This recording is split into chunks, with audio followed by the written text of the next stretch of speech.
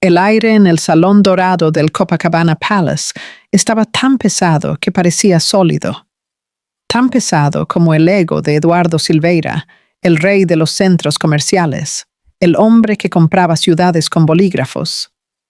Él no era solo un invitado, él era el espectáculo. A su lado, Julia Acevedo, una influencer que vendía perfección en píxeles, soltaba una risa exagerada con cada frase que él le susurraba al oído, como si cada una de sus palabras fuera oro puro. El beso que le dio no era de amor, era de territorio, un mensaje silencioso para todos. Ella es mía y puedo tener a quien yo quiera. Las luces bañaban el salón como oro líquido. Músicos afinaban violines. Empresarios cerraban negocios que cambiarían el país. Era una noche de lujo absoluto, hasta que el mundo de Eduardo se congeló. Giró el rostro y vio, cerca de la entrada que daba acceso a los jardines iluminados, a Marina, su exesposa. Pero no era solo eso, estaba embarazada, y no era un embarazo discreto, tímido, de principio de trimestre. Era un embarazo imposible de ignorar. El tipo de barriga que parte a un hombre por la mitad, el tipo de presencia que hace que hasta el sonido de los vasos se detenga. Eduardo sintió que el pecho se le bloqueaba. El salón entero se esfumó por un instante, porque Marina era la última persona que se imaginaría ver allí. Lo que Eduardo no sabía es que ese bebé dentro de Marina era suyo. Y esa noche, antes de la medianoche, su mundo se derrumbaría de un modo que ni el dinero sería capaz de salvar. Puedes dejarnos tu me gusta y suscribirte al canal para ayudarnos a enviar más historias. Gracias. Junto a ella, con la mano posada de forma protectora en la base de su espalda, estaba Enrique Monteiro. No era solo un hombre rico, era el hombre. El CEO de un fondo inmobiliario cuyo poder no se medía en metros cuadrados construidos, sino en miles de millones que movían el mercado. Enrique era la fuerza silenciosa que hacía que hombres como Eduardo parecieran ruidosos y desesperados. El salón, antes un escenario para la exhibición de su éxito, de repente pareció pequeño, el techo bajo, el aire enrarecido. El mundo de Eduardo, erigido sobre contratos, cemento y una ambición que no conocía límites, se inclinó peligrosamente.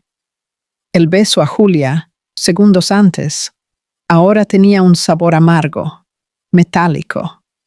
Se apartó de ella de forma tan brusca que ella casi perdió el equilibrio, la sonrisa ensayada desmoronándose.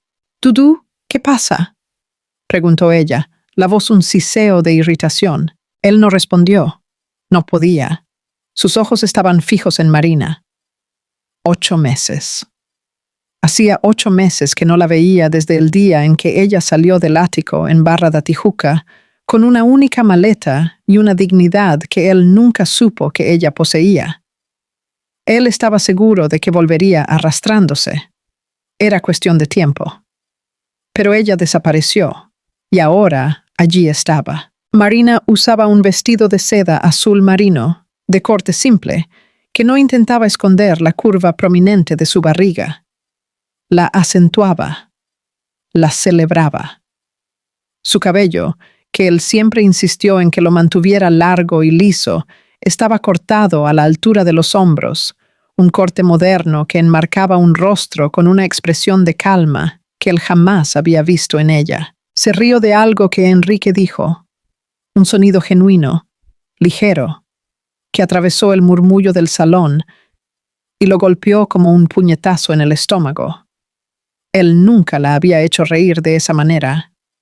La risa de ella con él era contenida, educada. Aquella era una risa de libertad, y estaba Enrique Monteiro. Donde Eduardo era un tiburón oliendo sangre, Enrique era el propio océano, vasto, profundo, con corrientes invisibles capaces de arrastrar a cualquiera hasta el fondo. La mirada de Enrique hacia Marina no era la de un depredador, como la de Eduardo. Era una mirada de admiración silenciosa, de respeto, que parecía infinitamente más íntima y peligrosa. ¿Quién es esa? La voz de Julia fue un sibilido venenoso siguiendo su mirada. Sus ojos, pequeños y calculadores, se posaron en Marina.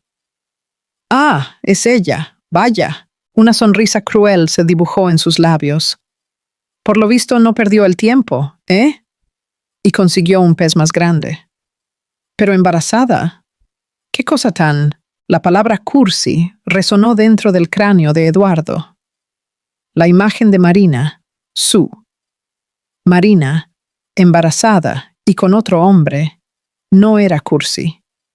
Era una afrenta, una declaración de guerra silenciosa.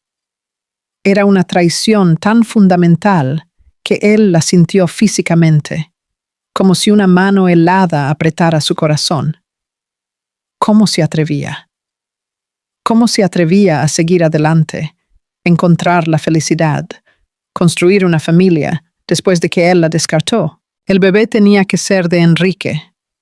Las cuentas no cuadraban de otra forma. El pensamiento hizo que un sabor a bilis subiera por su garganta. Fue él quien terminó todo. Fue él quien dijo que ella no era suficiente, que su matrimonio se había vuelto un aburrimiento. Él eligió a Julia, la novedad, la excitación superficial. Marina debería ser el personaje trágico de su historia, la mujer que nunca se recuperaría de haberlo perdido. «Eduardo, la gente está mirando», murmuró Julia, tirando de la manga de su chaqueta. «Arregla esa cara». Él la ignoró. Una rabia fría y cortante comenzaba a formarse en su pecho. La narrativa era suya. El legado era suyo. Ella no tenía derecho a reescribirlo. Observó a Enrique inclinarse y susurrarle algo al oído a Marina, haciéndola sonreír aún más. Era una escena de complicidad, de intimidad, escenificada en el gran palco de su mundo y, para él, era una humillación pública. La noche que debería ser la cúspide de su semana, la celebración de otro contrato cerrado, se transformó en un infierno particular. Cada sonrisa intercambiada entre Marina y Enrique era una aguja perforando su ego inflado. Cada vez que la mano de Enrique se posaba en su espalda, era un recordatorio de su propio fracaso, no como marido, sino como el controlador de su universo. Había subestimado a Marina de una forma tan profunda que ahora parecía estupidez. Él la veía como un accesorio de su vida, una pieza decorativa en su ático, la anfitriona perfecta para sus cenas de negocios. Una mujer predecible, segura, que absorbería sus ausencias y sus infidelidades con una resignación silenciosa. La mujer que veía ahora al otro lado del salón era una extraña, una mujer que no lo necesitaba, que florecía sin él.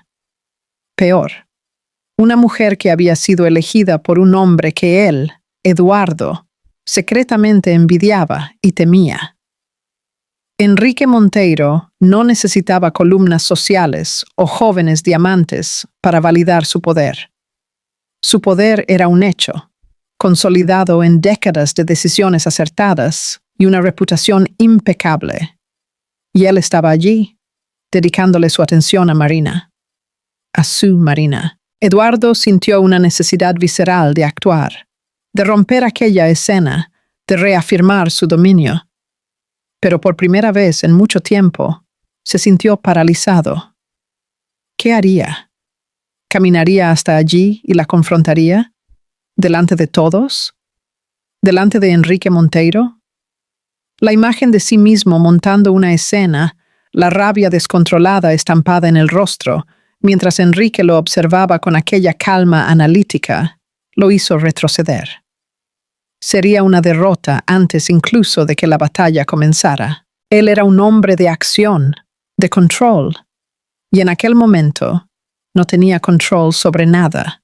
Solo observaba, impotente, mientras el guión de su vida era reescrito por otra persona, justo delante de él. Julia continuaba hablando a su lado, un zumbido irritante sobre la decoración, sobre el vestido de otra mujer, sobre la calidad del champán. Él no escuchaba una palabra. Su mente estaba en un bucle, repasando la imagen de Marina, el corte de cabello, la sonrisa, la barriga, la barriga. Aquella forma redondeada era un símbolo de todo lo que él le había negado, de todo lo que él había dicho que no quería. Una familia, hijos, eran distracciones, decía, anclas que le impedirían construir su imperio. Y ahora ella estaba construyendo esa familia con otro, y no con un cualquiera, con el rey del tablero, donde él era solo un peón ambicioso. El ego de Eduardo no solo implosionó, fue pulverizado, y las cenizas se esparcieron por el salón dorado, invisibles para todos, excepto para él. La noche apenas estaba comenzando, y él ya sabía que sería la más larga de su vida. Los ojos de Eduardo no podían desviarse, y cada detalle de la escena del otro lado del salón reabría una herida que él ni siquiera sabía que existía. La imagen de Marina, serena y acompañada, era una contradicción viva de todo lo que él había asumido sobre ella. En su mente, ella aún era la mujer que él había dejado atrás, una figura silenciosa que se movía por el ático de la barra como un fantasma, garantizando que su mundo funcionara perfectamente mientras el de ella se deshacía. Su matrimonio no murió de golpe, fue una muerte lenta por asfixia. Él recordaba los últimos años como un borrón de viajes de negocios, reuniones que se extendían por la noche y la presencia cada vez más constante de Julia, su entonces directora de marketing, una mujer cuya ambición reflejaba la suya, pero sin ninguna profundidad. Marina lo intentó. Él lo veía ahora con una claridad dolorosa.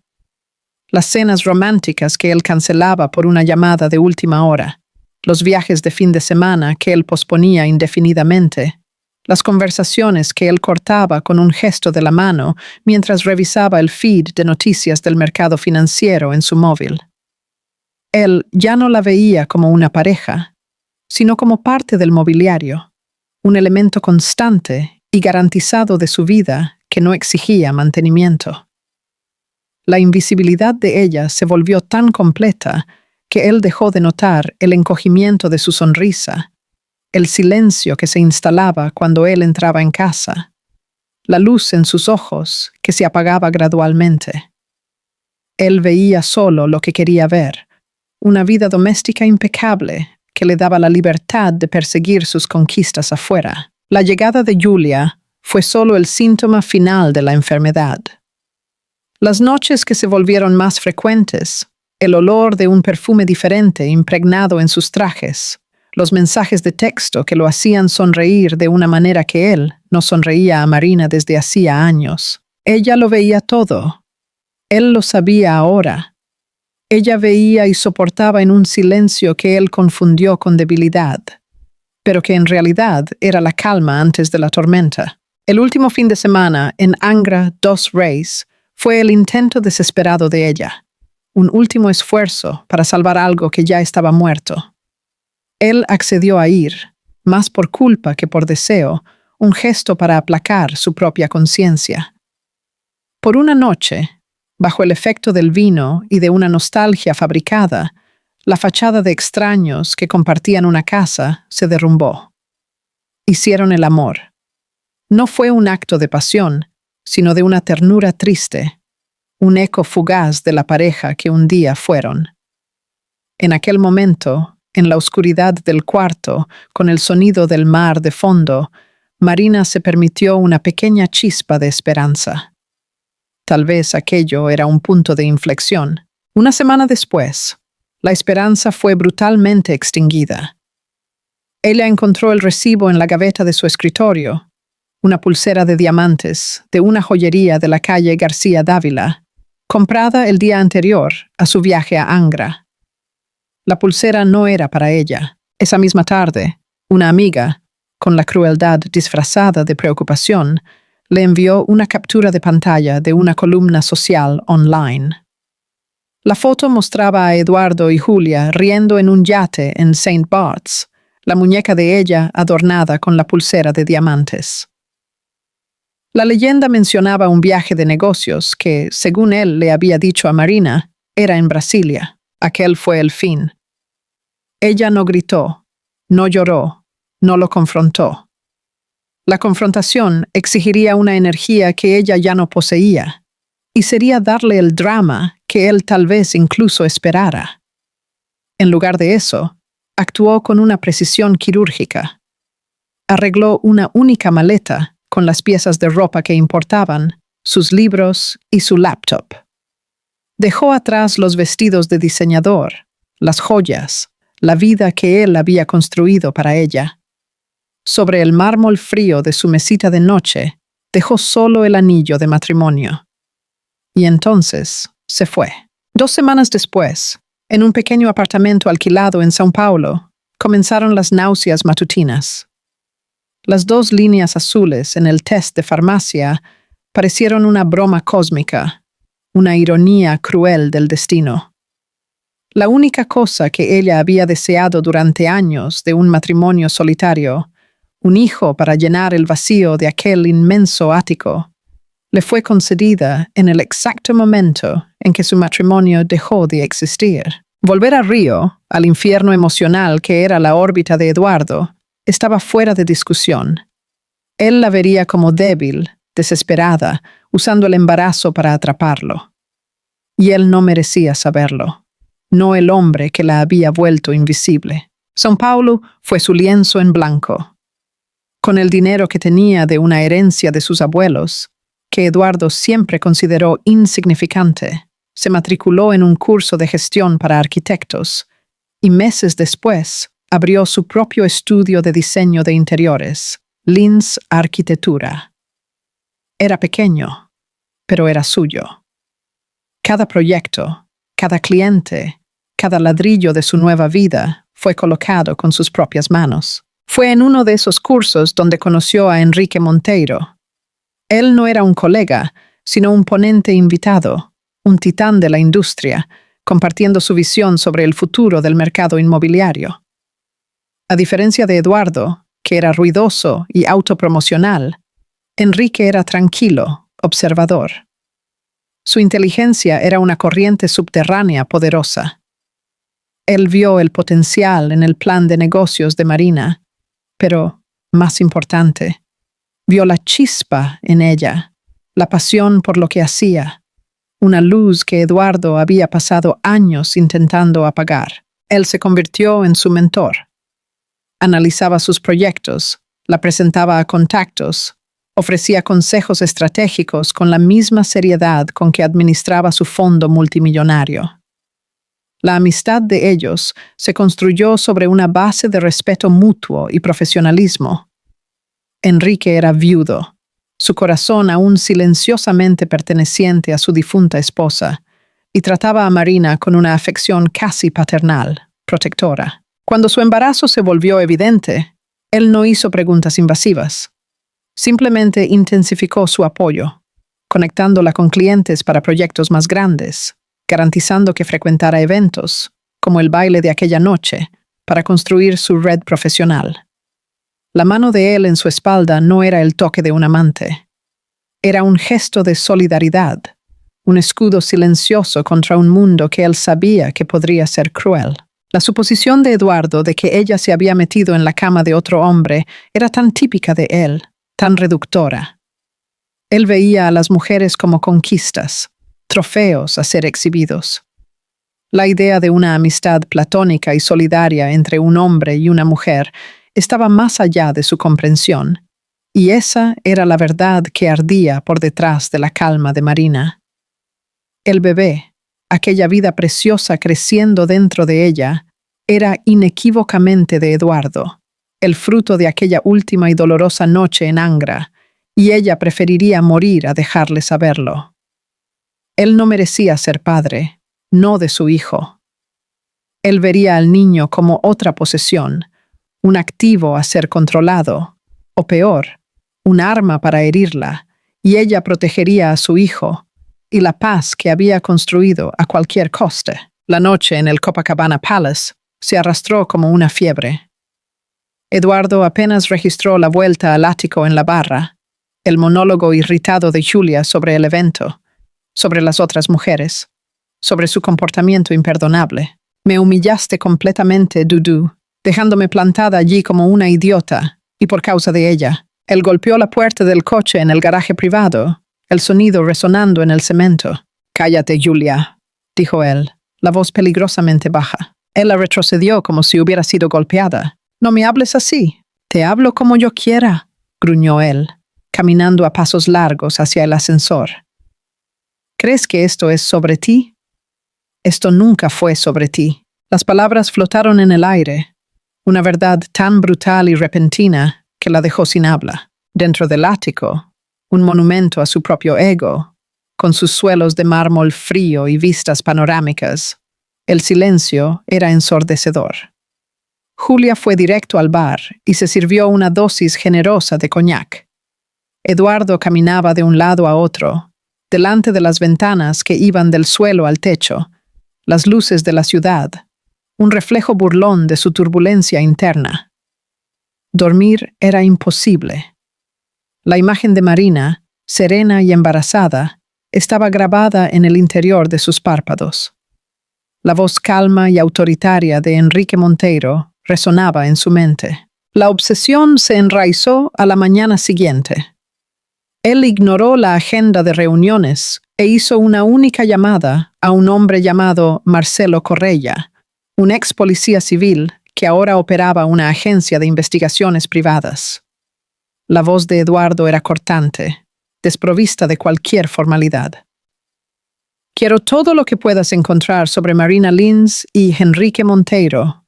Agenda, círculos sociales, finanzas.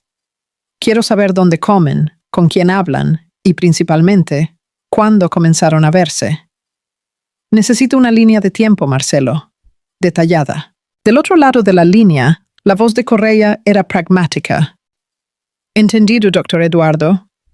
¿Esto tiene que ver con el acuerdo de divorcio?» «Esto tiene que ver con mis negocios personales», replicó Eduardo. «Solo hazlo». Los días que siguieron fueron un descenso a un infierno paranoico de su propia creación. Él estaba distraído en el trabajo, arisco con sus ejecutivos, su mente constantemente volviendo a Marina. La imaginaba con Enrique en el apartamento que ella ciertamente tendría en São Paulo. ¿Estarían decorando un cuarto de bebé? ¿Estarían eligiendo nombres? Las imágenes domésticas eran una forma particular de tortura, alimentando una furia que él no conseguía controlar. Julia intentaba atravesar el abismo que se había abierto entre ellos, alternando entre arremetidas seductoras y acusaciones llorosas. Pero Eduardo ahora la veía con una claridad dolorosa. Ella era un eco de sus peores rasgos, materialista, egocéntrica y obsesionada con el estatus. La excitación de la conquista se había ido, sustituida por una irritación cansada. Él veía la forma en que ella miraba su reloj, su coche, el ático. Ella no se había enamorado de él. Ella había ejecutado una fusión con su cuenta bancaria. El primer informe de Correia llegó una semana después, en un sobre pardo grueso que parecía demasiado pesado para su contenido. Eduardo lo rasgó, las manos impacientes. Dentro había fotos. Marina saliendo de un edificio encantador en Jardins en São Paulo. Su edificio. Marina en una reunión con un cliente, su portafolio abierto sobre la mesa. La Lins arquitectura era real. Pequeña, pero próspera, con una lista creciente de clientes de alto nivel. Entonces vio las fotos de ella con Enrique. No eran lo que él esperaba. No había cenas románticas a la luz de las velas, besos robados o escapadas de fin de semana. Había fotos de ellos en un almuerzo de negocios. Una foto de Enrique visitando el lugar de la obra de uno de sus proyectos. Una imagen de ellos saliendo de un edificio comercial que albergaba un conocido laboratorio de análisis clínicos. En todas las fotos, Enrique parecía más un mentor preocupado que un compañero apasionado. Había una distancia respetuosa entre ellos en cada cuadro. No tenía sentido. Las anotaciones de Correia eran aún más confusas. Relación aparentemente platónica profesional. Monteiro es un conocido incentivador de nuevos talentos en el mercado. Apoyó otras 2 startups de forma similar en el último año. Ninguna evidencia de involucramiento romántico. Eduardo tiró el archivo sobre la mesa, esparciendo los papeles. ¿Platónico? Imposible. Un hombre como Enrique Monteiro no mantenía una relación platónica con una mujer como Marina. Tenía que haber algo más. Correia estaba pasando algo por alto. Entonces, vio la última hoja de papel. Era la línea de tiempo. Listaba la fecha en que Marina se matriculó en el curso de gestión, la fecha en que registró su empresa y la fecha de su primera consulta médica, obtenida ilegalmente a través de un contacto en el plan de salud. Los ojos de Eduardo recorrieron las fechas. Su sangre se heló. Él cogió su agenda del año anterior, las manos temblando levemente mientras hojeaba las páginas. Encontró el fin de semana. Angra dos Reis. Hizo las cuentas. 1 vez. 2. 3 veces. Las fechas se alineaban, el baile, el aparente estadio de su embarazo. Todo encajaba con aquel último fin de semana. El bebé no era de Enrique Monteiro. La constatación no lo golpeó con una ola de alivio, sino con un tsunami de furia pura y posesiva. Ella había mentido. Se quedó embarazada de su hijo y huyó, planeando criarlo con otro hombre, dejando que el mundo creyera que era de Enrique. Ella estaba intentando robar su legado, su heredero. Cogió el móvil, el pulgar flotando sobre el número de su abogado. Esto lo cambiaba todo. Ella lo había engañado, lo había estafado. Él ya no era solo un exmarido humillado. Él era un padre, y quemaría el mundo entero de ella hasta los cimientos para reclamar lo que era suyo. La carta llegó por un oficial de justicia una mañana de martes. Venía del bufete de abogados más temido de Río de Janeiro, conocido por sus tácticas de tierra quemada. Las manos de Marina temblaron mientras ella rasgaba el sobre grueso. Su abogada, una mujer firme llamada Beatriz, la había alertado de que esto podría suceder. El lenguaje era brutal, clínico, diseñado para aterrorizar. La acusaba de fraude materna y ocultación intencional de paternidad. Exigía que se sometiera a una prueba de paternidad supervisada judicialmente de forma inmediata. Pero fue el párrafo final el que le robó el aliento.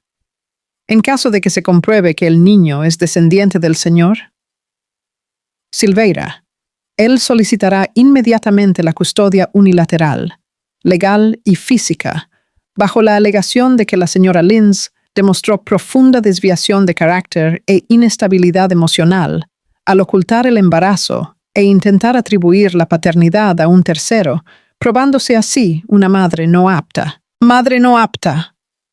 La palabra bailó delante de sus ojos. Él iba a quitarle a su bebé. Ella cayó en una silla en su sala de estar, la carta revoloteando de sus dedos. Ese era su movimiento. No una súplica de un hombre con el corazón roto, no una petición confusa por la verdad, sino una declaración de guerra. Él no la había contactado personalmente. Había movilizado a su ejército de abogados. Él no estaba intentando ser padre. Estaba intentando vencer. El pánico, frío y agudo, la dominó. Ella podía ver la batalla judicial en su mente. Eduardo, poderoso e impecable, en un traje a medida, sus abogados pintándola como una estafadora manipuladora. Su amistad con Enrique sería distorsionada en algo sórdido. Su decisión de construir una vida por cuenta propia sería retratada como un plan vengativo para robar el hijo de Eduardo. Ellos la despedazarían en el tribunal. Llamó a Beatriz, la voz un susurro ahogado. Lo recibí. Es peor de lo que pensábamos. Mantén la calma, Marina. La voz de Beatriz del otro lado de la línea era un ancla firme en la tormenta que se formaba dentro de ella. Estoy leyendo mi copia ahora. Esto es una táctica clásica de Eduardo Silveira. Agresión total. Intimidación máxima. Está intentando asustarte para que te rindas antes de que la lucha comience. Me está acusando de ser una madre no apta, Bea. Me va a quitar a mi bebé. La frase salió como un sollozo, el miedo materializándose en palabras. Slow. No lo hará, dijo Beatriz, con una firmeza inquebrantable. No tiene base para eso. Ocultar un embarazo de un exmarido que estaba activamente teniendo una aventura no es motivo para perder la custodia. Un juez sensato verá esto por lo que es. Acoso. Pero necesitamos ser inteligentes. Muy inteligentes. Más tarde ese día, se encontró con Enrique en una sala privada en el club que él frecuentaba. Ella había explicado la situación por teléfono y él había insistido en encontrarse inmediatamente. Ella empujó la carta por la mesa de caoba pulida.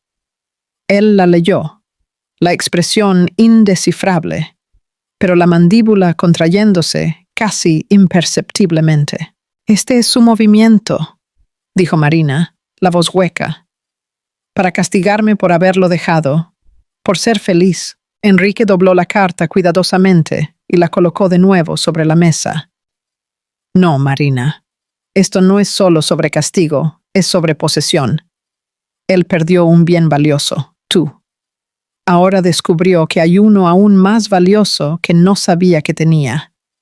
Un hijo, un heredero. Él ve a tu hijo o hija como una continuación de su legado. Esto no es sobre amor, es sobre adquisición». El análisis frío y estratégico de él era terriblemente preciso. Despojaba la situación de toda la emoción y dejaba solo la mecánica escalofriante de la mente de Eduardo. «¿Qué hago?», susurró ella. «Si lucho, nos arrastrará por el fango. Te arrastrará por el fango. Arruinará mi negocio». Enrique encontró su mirada, sus ojos inamovibles.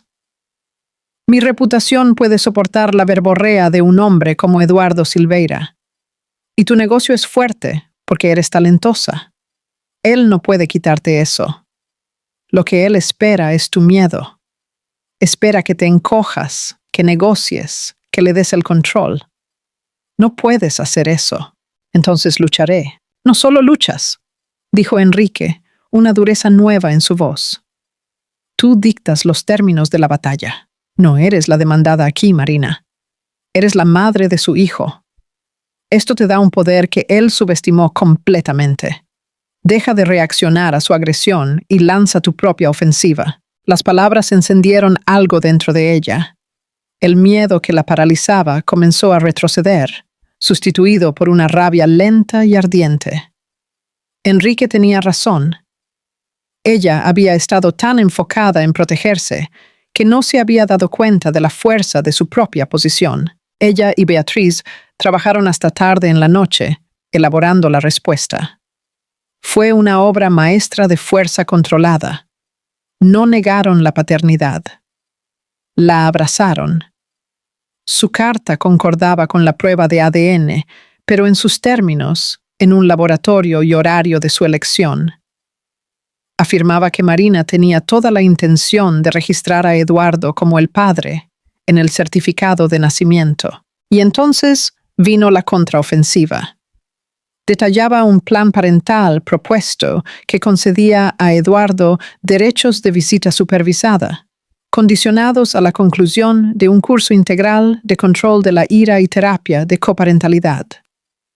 Incluía una solicitud de pensión alimenticia calculada en el más alto grado legal, con base en su renta declarada, con una estipulación de que un fondo fiduciario multimillonario fuera establecido para la educación y el futuro del niño, gestionado por un tercero independiente. Fue un movimiento brillante.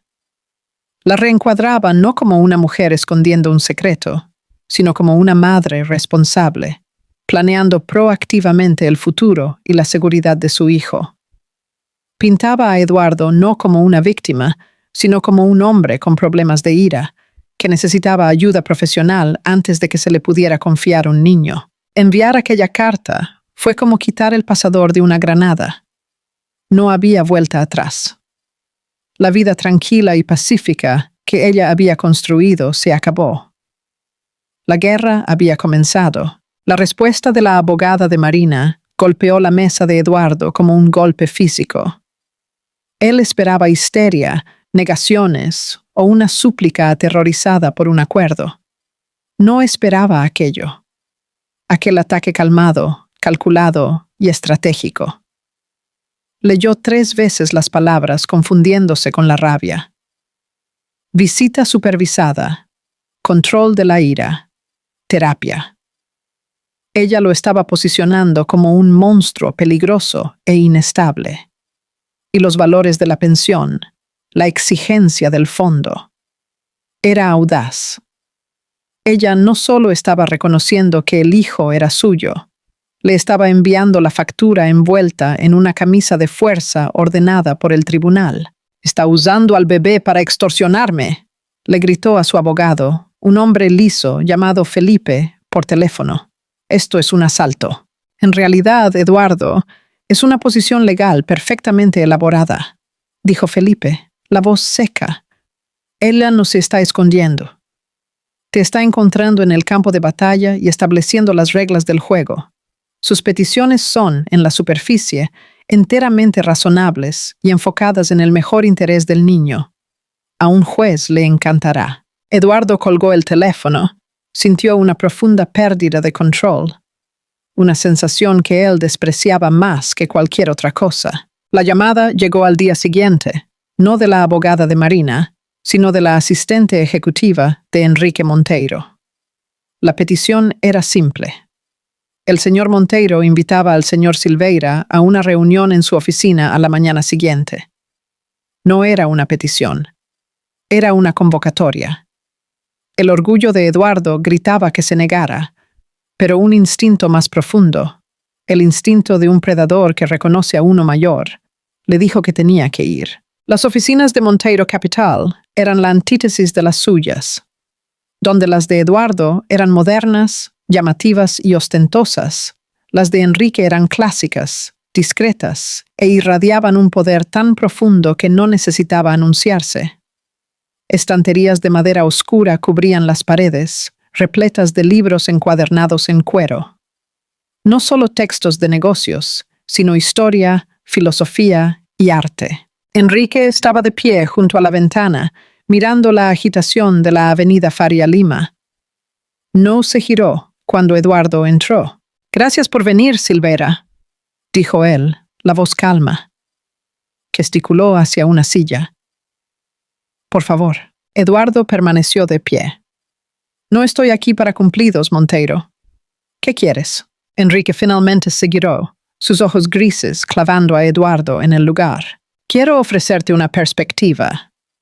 Estás a punto de cometer un error catastrófico, y como esto involucra a Marina, estoy dando el paso inusual de intervenir. Marina no es asunto tuyo. Esto es entre yo y la madre de mi hijo. Todo lo que concierne a Marina es asunto mío», lo corrigió Enrique suavemente. «Porque ella es mi amiga, y porque no voy a quedarme parado mirando cómo aterrorizas a una mujer embarazada en algún intento equivocado de calmar tu ego herido». Eduardo se irritó. «Esto es sobre mis derechos como padre». Enrique caminó hasta su mesa, pero no se sentó. Se apoyó en ella, una postura casual que era de alguna forma más imponente que sentarse detrás de ella. «Déjame decirte de qué se trata esto. Perdiste el control de tu esposa, entonces la descartaste. Ahora descubriste que se fue con algo que consideras un activo valioso y lo quieres de vuelta. Planeas usar los tribunales para intimidarla, para desangrarla emocional y financieramente hasta que se quiebre y te dé lo que quieres. Es la misma táctica que usas en tus adquisiciones hostiles. Es predecible y no va a funcionar aquí». Hizo una pausa, dejando que las palabras se asentaran. «Mira, crees que poder es gritar, amenazar y demoler. Pero eso no es poder real, es solo ruido. Cogió una única hoja de papel de su mesa.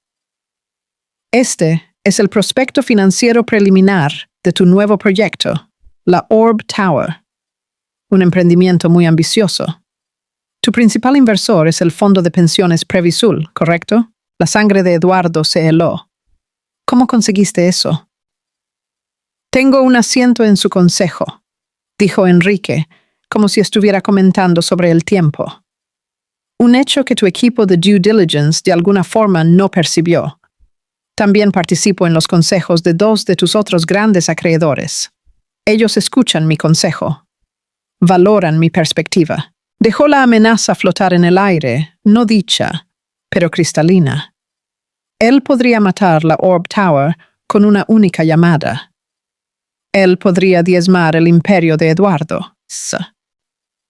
Mira, Eduardo, continuó Enrique, la voz bajando a un susurro conspiratorio. El poder real no es ser el más ruidoso. Es ser aquel al que todos en la sala escuchan cuando finalmente decides hablar. Y yo les estoy diciendo a ellos y a ti, que cualquier hombre que sometería a la madre de su hijo, aún no nacido, a una batalla de custodia viciosa por puro despecho, no es un hombre con juicio estable. Él es un riesgo, una mala inversión. Eduardo estaba sin palabras. Estaba siendo desmantelado pieza por pieza con una precisión escalofriante. ¿Qué quieres, Monteiro? Finalmente consiguió decir. Lo que quiero es que pares. Vas a abandonar ese ridículo proceso de custodia unilateral. Vas a aceptar la propuesta de Marina para terapia y control de la ira. Vas a pagar la pensión que ella merece. Y vas a empezar a tratarla con el respeto que ella merece. Tienes una elección, Silveira. Puedes ser un padre, un papel difícil, confuso, pero recompensador. O puedes ser un litigante. Y si eliges ser un litigante, yo personalmente me encargaré de que no tengas más nada por lo que luchar. Tu torre será un agujero en el suelo y tu nombre será una historia de advertencia. Puso el prospecto de nuevo en su mesa. La elección es tuya. Ahora sal de mi oficina. Eduardo salió de aquel edificio siendo un hombre diferente. Había sido despojado, su poder revelado como la cosa frágil y hueca que era. Él confundió la riqueza con fuerza y arrogancia con autoridad. Enrique Monteiro acababa de darle una lección sobre la diferencia. Por primera vez, él no estaba pensando en vencer. Estaba pensando en la rendición. Los días que siguieron a la reunión con Enrique Monteiro fueron un ajuste de cuentas silencioso. Eduardo se atrincheró en su ático, las cortinas cerradas, el teléfono sin respuesta. Canceló sus reuniones, ignoró las llamadas frenéticas de su abogado. El imperio que él había construido parecía una prisión de su propia autoría. Las palabras de Enrique resonaban en su cabeza.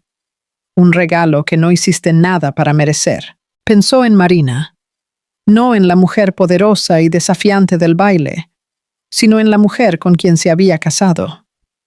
La mujer que solía dejarle notas en su maletín, que se acordaba del cumpleaños de su padre cuando él lo olvidaba, que intentó durante años construir un puente sobre el abismo creciente entre ellos mientras él estaba ocupado, lanzando los cimientos de su próximo rascacielos. Él la llamó débil, complaciente, sin ambición. Él veía ahora que la fuerza de ella era una fuerza silenciosa y resiliente, que él fue ciego y arrogante para reconocer. La ambición de ella no era inexistente. Su ambición había sido simplemente por ellos, por una vida que él saboteó activamente. La rabia que lo alimentó durante meses se había agotado, dejando atrás una ceniza fría y pesada de vergüenza. Él miró su reflejo en el cristal oscuro de la ventana, un hombre abatido y solitario en una sala vasta y vacía. Julia tenía razón. Él no quería un bebé. Él solo quería castigar a Marina por probar que ella podía sobrevivir sin él. Peor, que ella podía prosperar. Finalmente llamó a Felipe Schmidt. «Abandona el proceso de custodia», dijo él, la voz monótona. «Eduardo, ¿De qué estás hablando? La tenemos contra las cuerdas.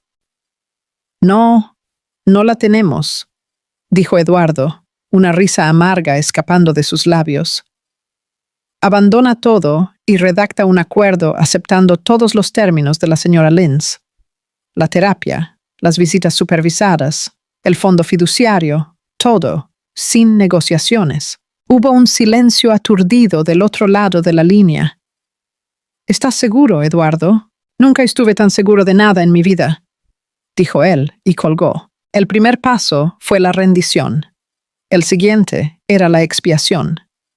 Él sabía que no podía simplemente firmar un trozo de papel. Tenía que encararla. Condujo hasta el edificio de ella en Jardins sin hora marcada, sin plan. Él solo sabía que tenía que ir. Estacionó al otro lado de la calle y se quedó sentado por un largo tiempo, observando la luz cálida que emanaba de sus ventanas. Vio la silueta de ella pasar y la visión de ella, segura en el mundo que ella había construido para sí misma, causó una punzada en su pecho tan aguda que parecía luto. Finalmente, salió del coche y caminó hasta su puerta. Tocó el timbre, el corazón martillando contra las costillas. Marina abrió la puerta, la cadena de seguridad aún puesta. Cuando lo vio, su rostro palideció. El calor en su expresión desapareció, sustituido por una aprensión cautelosa y cansada. ¿Qué estás haciendo aquí, Eduardo? ¿Puedo entrar?, preguntó él con la voz ronca. Por favor, solo por 5 minutos. No estoy aquí para pelear. Ella dudó, sus ojos buscando en los de él cualquier señal de la antigua rabia. Ella vio solo agotamiento. Después de un largo momento, soltó la cadena y abrió la puerta. El apartamento de ella era hermoso, lleno de color, arte y vida. Era todo lo que el ático frío y minimalista de ellos no era. Era ella. Ella no le ofreció un asiento. Solo se quedó parada cerca de la puerta, los brazos cruzados sobre la barriga. ¿Qué quieres? Él no sabía por dónde empezar. Lo siento, sonó increíblemente pequeño. Retiré el proceso, dijo él en su lugar. Le dije a mi abogado que aceptara todos tus términos. Ella levantó una ceja, escéptica. ¿Por qué? Porque él tenía razón, murmuró Eduardo, mirando hacia el suelo. Monteiro, él me mostró lo que yo estaba haciendo, en lo que me estaba convirtiendo. Finalmente encontró los ojos de ella y ella vio algo que no veía desde hacía una década. Vulnerabilidad. Esto nunca fue sobre ser padre, Marina. Fue sobre castigarte por ser lo suficientemente fuerte para dejarme, por ser feliz sin mí. Fue sobre mi ego. Fue monstruoso. Y lo siento. Siento mucho el dolor que te causé. Lágrimas brotaron en sus ojos, cálidas y vergonzosas. Él no intentó esconderlas. No merezco ser el padre de este niño, lo sé. Destruí nuestra vida, nuestro matrimonio, todo. Pero te estoy pidiendo, no por una segunda oportunidad contigo, sino por una oportunidad, un día, de ser un padre para nuestro bebé. Haré lo que pidas. Terapia, cursos, cualquier cosa. Me lo ganaré si me dejas. Marina lo escuchó, su expresión indescifrable. El silencio se extendió, denso con años de resentimientos no dichos e historia compartida. Ella se había preparado para una lucha, para más amenazas, para más dolor. No se había preparado para aquello. Un hombre roto, ofreciendo una rendición genuina e incondicional. ¿Por qué debería creerte, Eduardo?, preguntó ella suavemente. Esto podría ser solo otra táctica. Porque no tengo nada más que ganar, dijo él, la voz fallándole. Ya lo perdí todo. Mi empresa está al borde del colapso por mi obsesión con esto. Julia se fue. Estoy solo en aquel mausoleo de apartamento que solíamos llamar hogar. Esto no es una táctica, esto es tocar fondo. Ella vio la verdad en sus ojos. La agonía cruda, y sin barniz de un hombre que finalmente fue forzado a verse como realmente es. El primer paso, dijo ella, la voz firme, es que busques ayuda. Ayuda de verdad. No solo porque yo te lo digo, sino porque tú sabes que la necesitas. El segundo paso es que me dejes en paz para tener a este bebé en paz. Nos comunicaremos a través de nuestros abogados sobre el plan de parto. Todo lo demás lo veremos. No era perdón, no era absolución, pero era una puerta entreabierta. Solo una rendija. Ok, susurró él asintiendo. Ok. Gracias, Marina. Él se giró y se fue sin mirar atrás. Marina cerró la puerta y se apoyó en ella. Una única lágrima trazando un camino por su mejilla. No era una lágrima de tristeza o ni siquiera de pena. Era una lágrima de liberación. La guerra había acabado. Y por primera vez, ella sintió un atisbo de esperanza de que su hijo pudiera algún día tener un padre que valiera la pena conocer. Eduardo fue fiel a su palabra. Desapareció de la vida de Marina tan súbitamente como había reaparecido.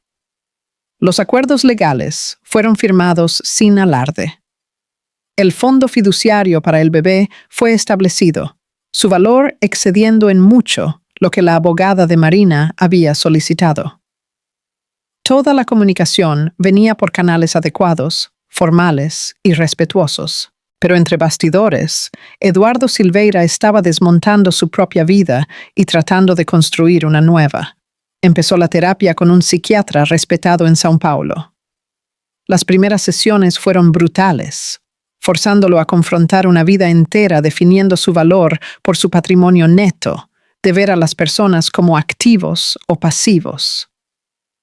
Él aprendió que su necesidad de control venía de un miedo profundo al abandono. Un miedo que él, irónicamente, había traído a la vida al alejar a la única persona que realmente lo había amado. Puso el ático a la venta. Vivir allí era como vivir en un museo de sus propios fracasos. Se mudó a un apartamento menor y más modesto en un barrio tranquilo, un espacio que parecía vacío, pero limpio, una pizarra en blanco. Vendió su coche deportivo llamativo, sustituyéndolo por un sedán sensato. Empezó a deshacerse de las trampas del hombre que había sido, con la esperanza de encontrar a alguien mejor por debajo. Sus negocios exigieron un tipo diferente de reparación. Convocó una reunión de emergencia con su consejo y principales inversores, incluyendo un representante del fondo de pensiones Previsul. No dio excusas. Fui negligente en mis deberes como CEO, dijo a la sala atónita. Mi vida personal interfirió en mi juicio profesional y puse esta empresa en riesgo. Fue inexcusable. Presentó un plan nuevo y más conservador para la Orb Tower, con financiación revisada y un cronograma más realista. Respondió a todas las preguntas con una humildad que nadie jamás había visto en él antes. Estaba luchando no solo por su proyecto, sino por su credibilidad.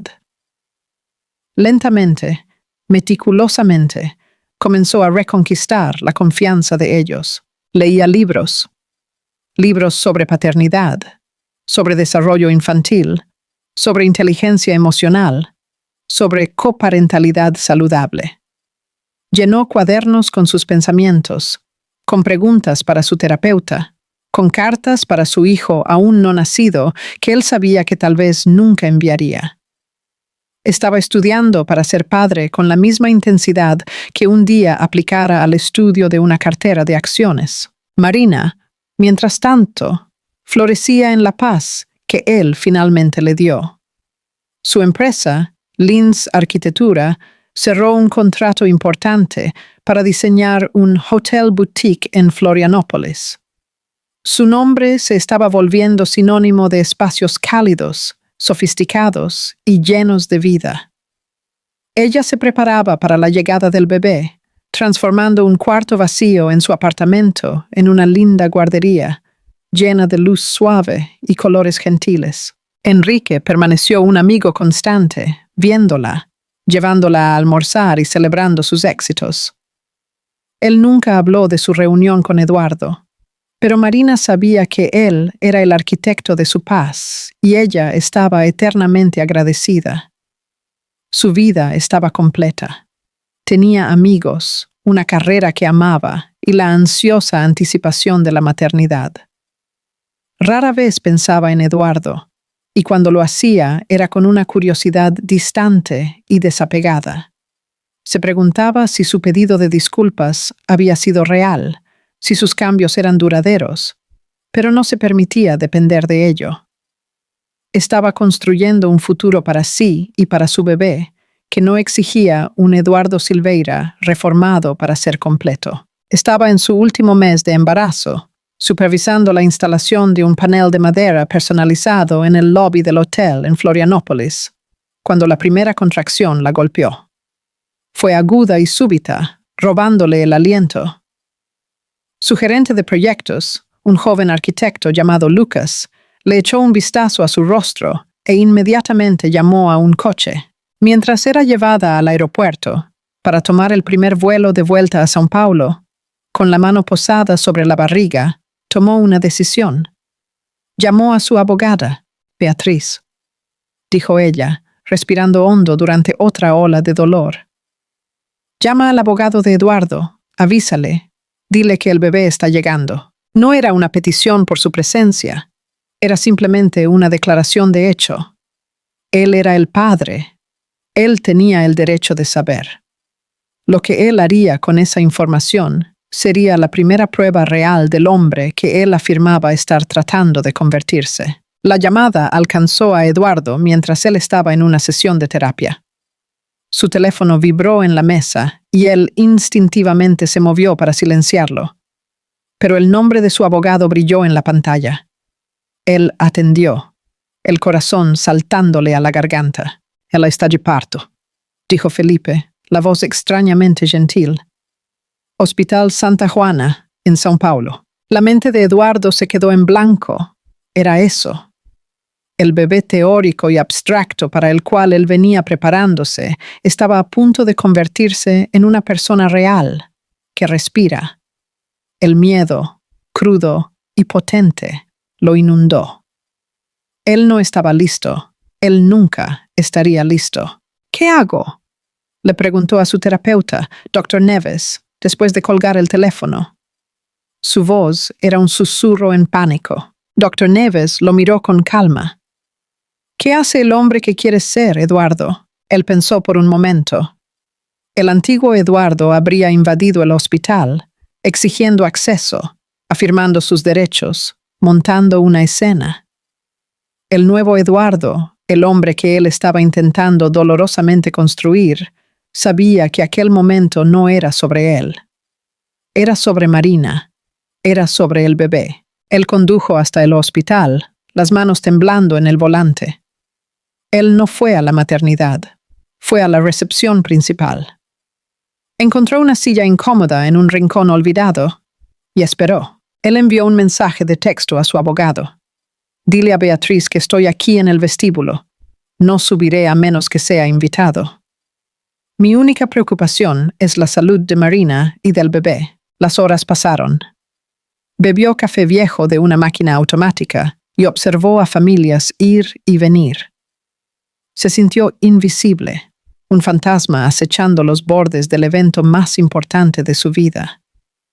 Cada llanto de recién nacido que oía de un ascensor que pasaba enviaba un shock a través de él. Estaba aterrorizado. Estaba esperanzado. Estaba totalmente impotente. Y por primera vez estaba bien con eso.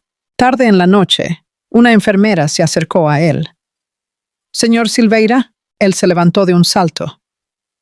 «¿Ella está bien? ¿El bebé está bien?»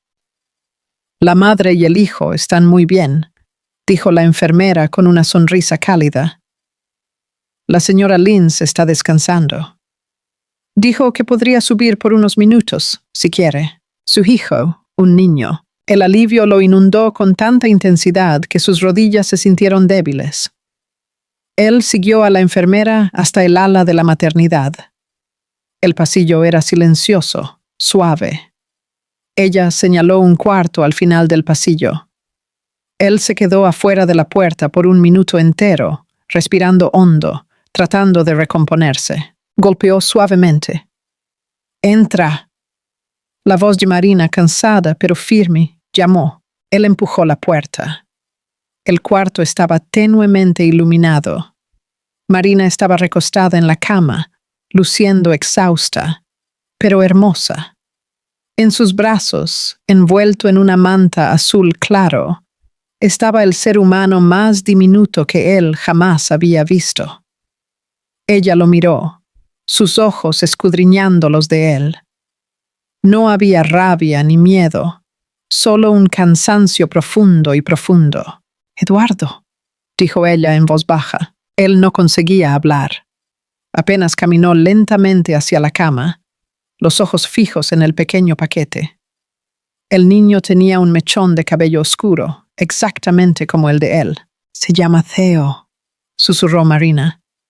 Estaba esperando para conocerlo. Él se quedó al lado de la cama, a una distancia respetuosa, las manos cerradas al lado del cuerpo. Él no sabía cuál era el protocolo.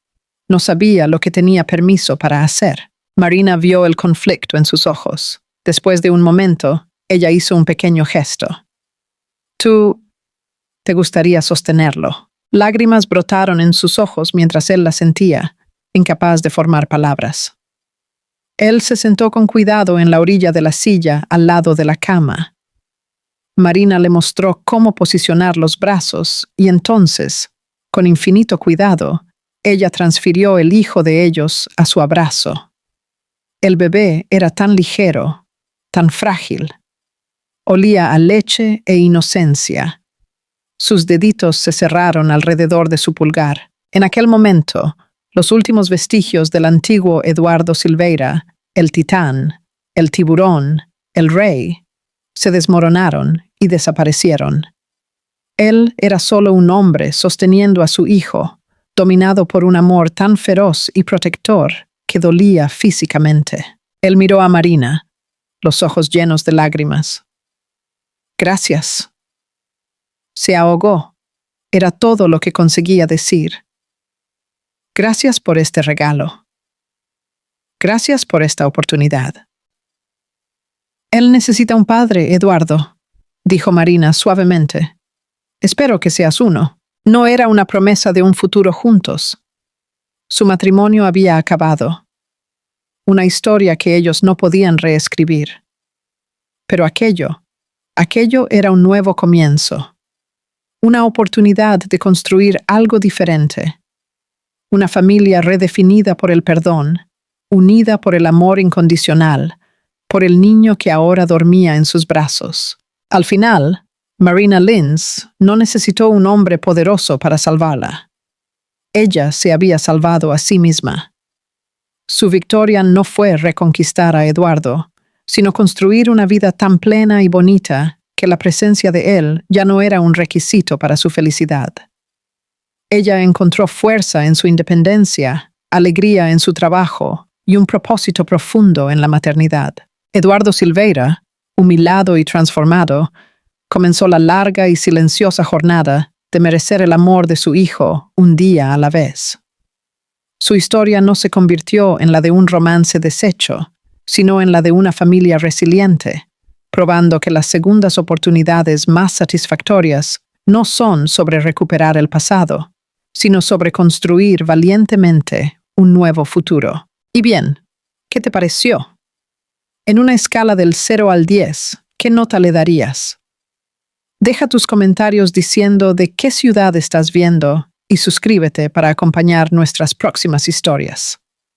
Muchas gracias por la compañía y hasta la próxima.